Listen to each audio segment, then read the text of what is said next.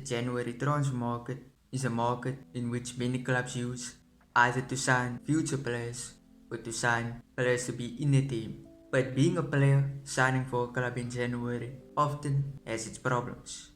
Either their fitness levels are not on the level of their clubs, therefore they get benched throughout the season. But we do have good examples. Luis Diaz, when he signed for Liverpool, immediately broke into the first team. So there is good examples of January transfers working out. The best club in the world, Real Madrid, they have only signed 5 players in January in the past 16 years. Real Madrid sources have claimed that most players on the market during January are either fringe players or not at the fitness levels that Real Madrid want them to be. But to understand why Real Madrid think this way, we have to go back to 2009, a time in which Real Madrid had star players like legendary player Raúl González, and they brought in Klaas-Jan Huntelaar. He was their January signing. Klaas-Jan Huntelaar did not have a good time at Real Madrid. He only scored 9 goals in his time at the club, but he did score some good and important goals. Chance opening up now, Huntelaar! But it didn't work out for him. He then left the club. In that same January, Real Madrid signed a player that many fans will know very well, Lassana Diarra. Lassana Diarra came in from Portsmouth, signed for 20 million euros. He didn't quite fit into the team just yet. He did have a few good moments. Tiene la opción del disparo, se viene hacia la derecha, va a He even played in the big El Clasico and the most heated El Clasico matches in history. Big part of Jose Mourinho's team. And Lassana, wearing that number 10 jersey, was actually a good January signing. But Real Madrid, in the future years, were not making January signings. Florentino Perez rejoined Real Madrid. Florentino Perez has never been a fan of signing players in the winter window. But in 2013, due to Casillas being injured, Jose Mourinho then asked Florentino Perez if he can sign Diego Lopez from Sevilla. They accepted his request and they signed Diego Lopez with 3 million. He would replace Casillas, but he would do extremely well. His signing was exceptional.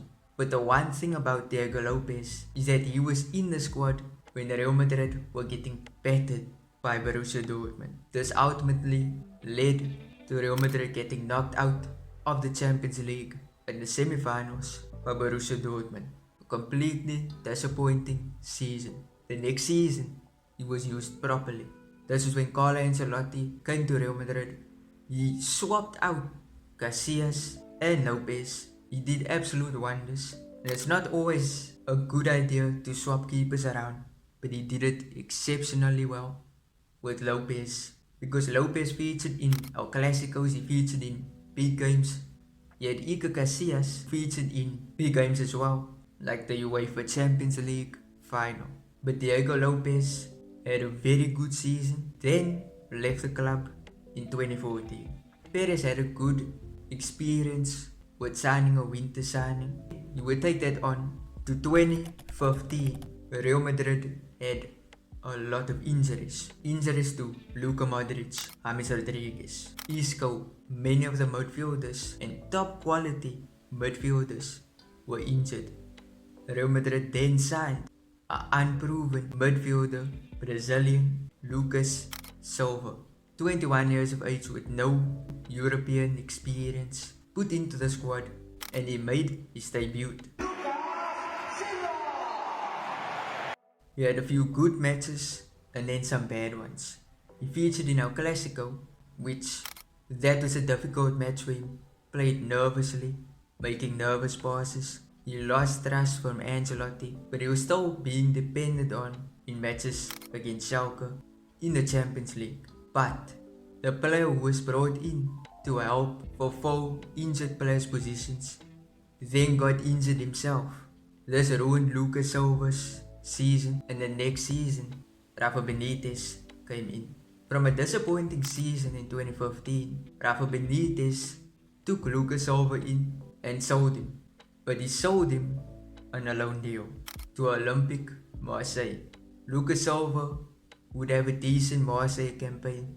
He returned in 2016 when we all thought maybe he's going to be put back into the squad because Zizou was there.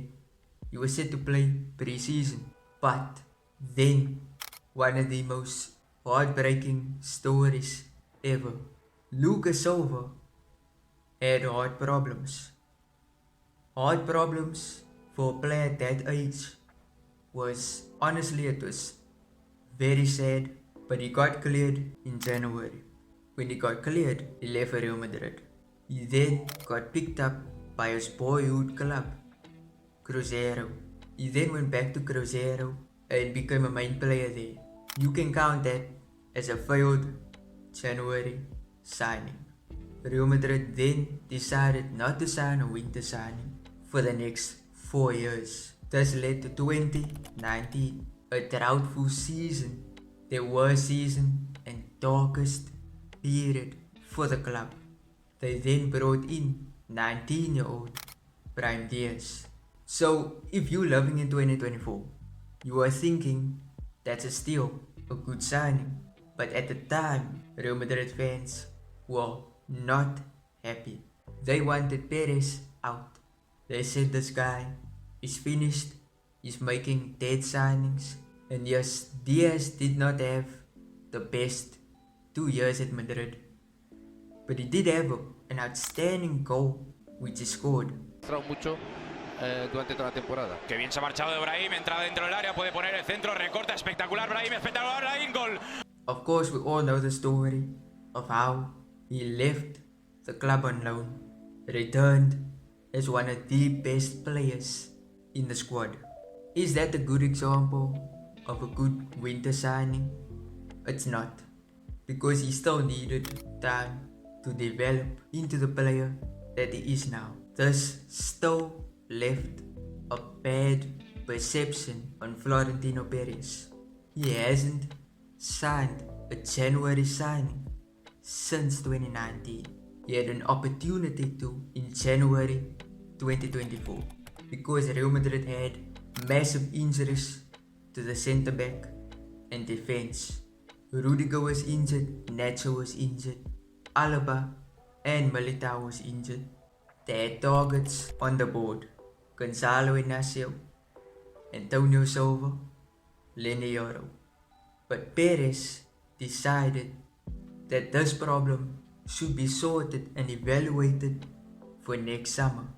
But that's it for now. If you enjoyed, smash like, subscribe.